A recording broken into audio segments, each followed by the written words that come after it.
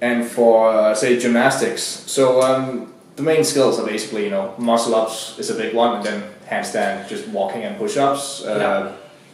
Any other gymnastic skills in general, you'd say? Pull-ups are really important, both regular kipping and chest to bar. Yeah. Toes to bar, pretty important.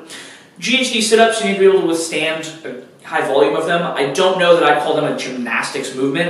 In my book, the definition I use from gymnastics is that it's stuff that's directly derived from the actual sport of gymnastics. Yeah. So the GHD sit-up and certain other movements are gymnastics in the sense that you're not moving an external load, nor is it what we'd consider a monostructural movement like running or rowing.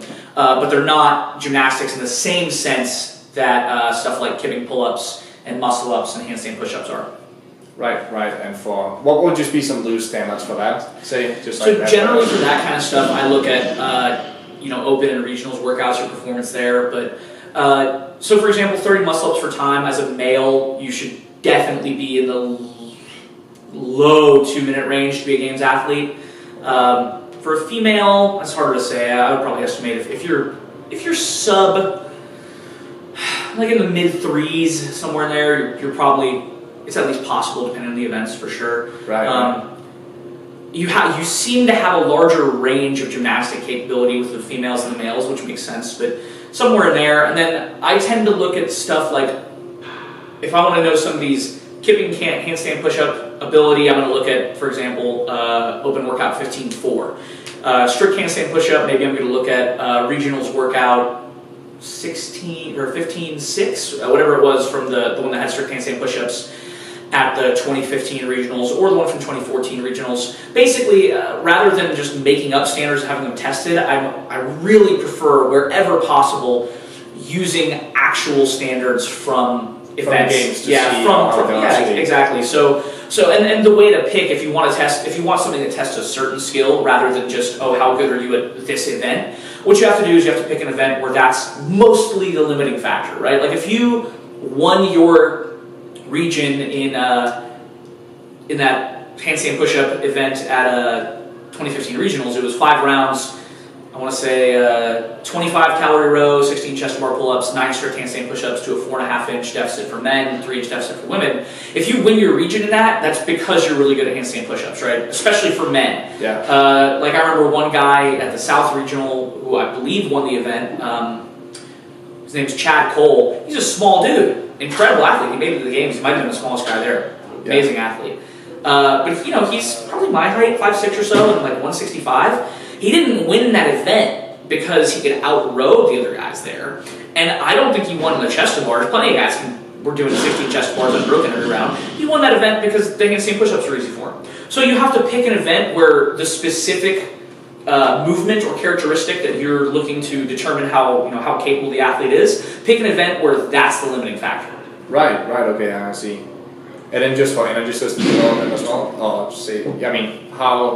what abilities should you have just in general? As a male, you should be in the mid 6s for a 2K row for sure. So in the 630, 635 range. 5K row, probably in the mid 17s. So for women, it's going to be something like you should probably be in the low to mid 7s, 2K. Yeah. Maybe even a little faster, and then 5K, something like sub 20. Sub 20, yeah. Yeah, maybe in the mid 19s. Again, we're talking games level here, and there's going to be outliers. I'm 100% certain. I have one girl who placed 5th in her region in the Open. She's been in the last 2 years. She's been respectively 4 spots out and 1 spot out from the games, and she's 4'11". Yeah. She's certainly not rowing. She's not rowing a sub 22K. 5K. So it's variable, but I'd say those are reasonable bets. Right. So when it comes to creating, say, the weekly workouts, people can read the books for all specific to one, but just for that, do you like to compare abilities that don't, say, interfere with each other when it comes to, say you like high velocity movements in the same day, and you'll have like slow So are you talking about the WODs or just the training schedule? Well, actually, the training in general, how you like to structure it. Sure. There's two ways I generally go about it. One is a skill split, where we'll have the stuff that I consider to be higher skill on certain days and the stuff that's lower skill on other days. So that would look like, say, Monday, Wednesday, Friday, we do all our weightlifting work, our snatches and our clean and jerks, and we do our gymnastics work. And on those days, we'll probably do conditioning pieces that are more like conventional CrossFit, high intensity, couplets and triplets. And then the other days would be heavier lifting, but lower skill, right? So squatting and push pressing and deadlifting and all those variations we do for those. That'd usually be, Tuesday, Saturday. Yeah. And we'd pair that typically with lower intensity and higher volume conditioning. So what would that look like, just as an example? Like what would a typical day of training look like? No, say just the lower intensity conditioning. Sure, so that would usually be our aerobic training. So that'd be like row, 3 10-minute intervals at a 8 to 9 RPE with 4 minutes, 3 minutes rest between, depending on what we're doing. The other option would be just a straight up load split, where the heaviest movements would be on Tuesday and Saturday. So that'd be clean and jerks, squats, deadlifts, etc. And then the lighter movements, snatches, gymnastics work, are going to be Monday, Wednesday, Friday. Typically what we'll do is with the lighter, faster movements, we're going to pair the higher intensity conditioning. With the heavier, slower movements, we'll pair the, not necessarily slower, clean and jerk's not slower, but the heavier movements will pair the lower intensity conditioning. Sometimes I do a bit of an upper-lower split, so that would be like Monday, Wednesday, Friday, we have snatches, jerks, gymnastics, and we would then again, we put the higher intensity conditioning there because the rest of the loading was lighter. Then Tuesday, Saturday would be clean, squats, deadlifts, so basically lower body dominant stuff. There might be some jerks on those days as well, since we don't want to train clean and jerks separately all the time. But those three are kind of what I rotate through, depending on where we're at in the year and what we're trying to accomplish. Right. Where do you think most people mess up in creating their, say, training plan or weekly structure of training? Because again, like, I heard you made fun of it kind of yesterday, that some people think that in the off season they can just do low rep strength training and some metcons like for 5 minutes, 2 or 3 times a week. They know that's gotta keep me in shape or whatever. Yeah. So I guess we could break this up into like short-term mistakes and long-term mistakes.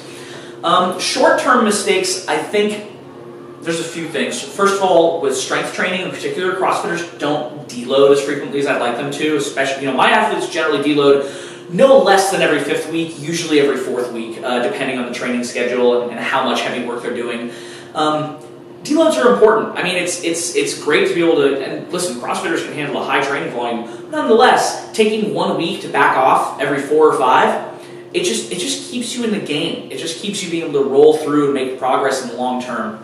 I think maybe as far as like training schedule,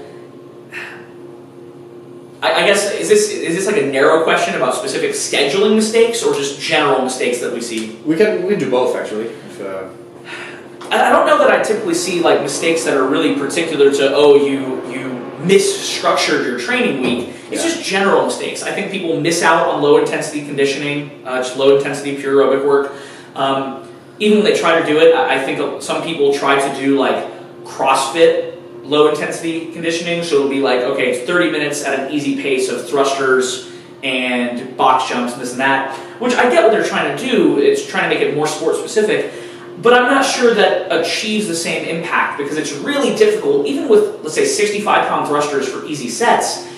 Those type of movements require so much more muscular tension that it's hard to keep your heart rate low, and there is a distinct advantage to doing low heart rate training. So I think a lot of athletes miss out on that kind of stuff.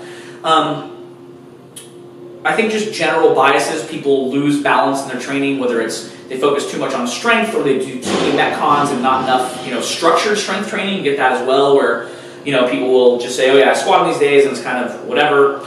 I think something that a lot of CrossFit athletes miss out on is good, solid, purposeful hypertrophy training, both in the sense of doing compound lifts for higher reps. I actually wrote an article about this for Juggernaut, talking about how I think CrossFitters kind of have 2 ranges they hit. They hit the high weight, low rep stuff, we'll say up to 5 reps, and they hit that stuff hard, and then they do really high reps and really lightweight in metcons. But I don't see as much of like the 8 to 10, 12 reps. We'll see, CrossFitters go for 20 reps because that's really hard, and they like doing that. But I think there are some distinct advantages to hypertrophy training, whether you do it in a simple linear periodization approach, which is what I do, or if you want to do a more, I guess a DUP approach where you maybe do both high intensity work and higher volume hypertrophy work. But just in general, I think there's a distinct advantage to doing that type of work, and I think a lot of CrossFit athletes miss out on it.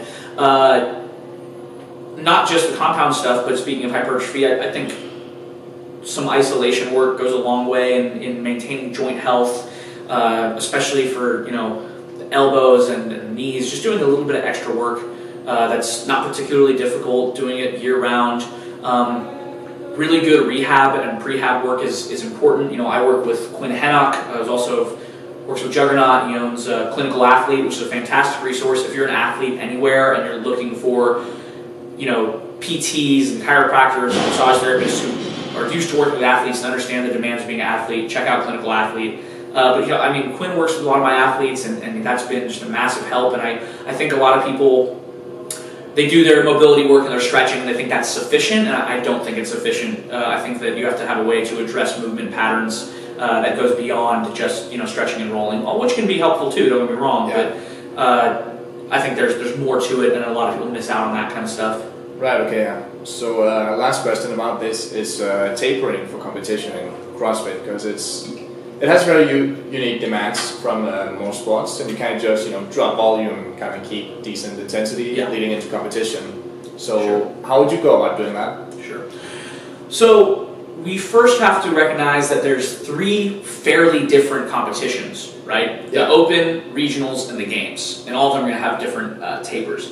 Tapering for the Open isn't really tapering, it's just sort of a restructuring of the microcycle of the week to make sure that the athlete is in good shape to hit the Open workout hard once, maybe twice. For my athletes, we usually hit it on Friday and then again on Monday if necessary. So that's just a matter of structuring the week so that the athlete is not more fatigued than they should be going into the workout on Friday. Which I think is fairly self-explanatory. For my athletes, it was basically regular training, except on Wednesday we would probably deload some of the heavier stuff. We'd put more of the heavy work Monday, Tuesday. Wednesday would probably be a couple metcons, but I'd try to not do too much of the movements that I suspected were going to come up, whether it be because it's week 4 and process of elimination, or simply because they're common movements in the Open. So we might spend a little time on Wednesday hitting workouts that I think aren't going to come up, stuff like maybe dumbbell snatches and rope climbs, stuff that I thought considered to be unlikely, though I've been wrong about that before. And then just making sure that it's the first thing they do on Friday, they feel good, and that they don't have so much work on the rest of Friday and on Saturday that they're wrecked if they need to do it again on Monday. Yeah. Regionals, we start to see, I'd say regionals is where we see the most typical taper, right? It's 3 days of competition. It's usually 7 scored events. In the last couple of years, 2 of those have been mashed into one. Handstand walking and snatching. It's scored as 2 events, but performed as a single event. So it's very challenging competition, and the intensity is tough, and it definitely leaves you hurting. But the volume's not tremendously high. For an athlete who's training to be competitive at the games, regionals volume shouldn't be that taxing from that perspective. So in that case, we're going to train hard all the way probably through the Monday the week prior. That'd be the last day we'd probably touch any heavy weights. Tuesday we'd probably be doing some specific stuff that's maybe like variations on the regionals workouts, but with reduced volume. We'd probably hit some moderately hard aerobic work on Wednesday. Thursday would just be very, very light, very easy.